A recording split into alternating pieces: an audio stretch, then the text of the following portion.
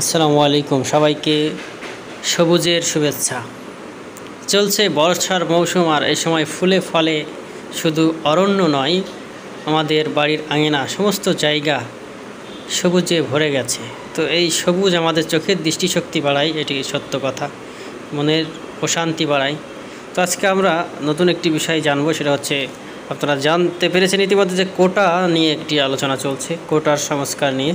তো কোটার সংস্কার নিয়ে যে আলোচনা চলছে, সেখানে হঠাৎ আকস্মিক বৈঠকে বসেছেন সরকারের 5 মন্ত্রী।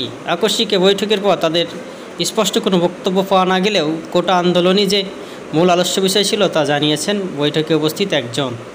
এখন কোটা বিরোধী যে আন্দোলনের মধ্যে সরকারের 5 মন্ত্রী প্রতিমন্ত্রী বৈঠক করলেন, আকস্মিক বৈঠকের পর তাদের স্পষ্ট কোনো বক্তব্য না পাওয়া গেলেও কোটা আন্দোলনই যে মূল আলোচ্য বিষয় সেটা তো আমরা জানলাম। প্রধানমন্ত্রী শেখ হাসিনা 4 দিনের উনি তো চীনে গেলেন ভারতের অনুমতি নিয়ে। তার মানে কি বুঝতে পারলেন আপনারা?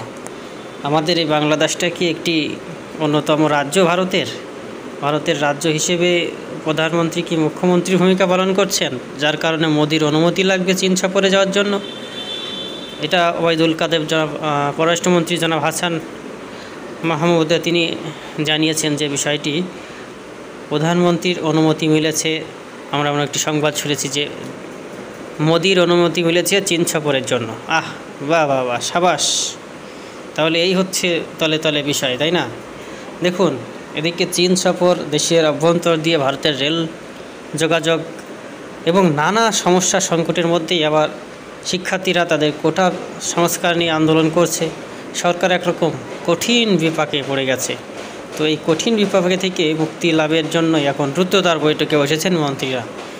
আমাদের এই বাংলাদেশে যারা মেধাবী শিক্ষার্থী আছে তাদের তো কেউ মূল্যায়ন হচ্ছেই না, এমনকি মূল্যায়ন হচ্ছে না যারা শিক্ষক আছেন তাদের। তাই তো শিক্ষক এবং শিক্ষার্থী দুটোই মাঠে নেমে গেছে। এবার শুধু জনগণের পালা, তারা মাঠে নামলেই খেল খতম হয়ে যাবে।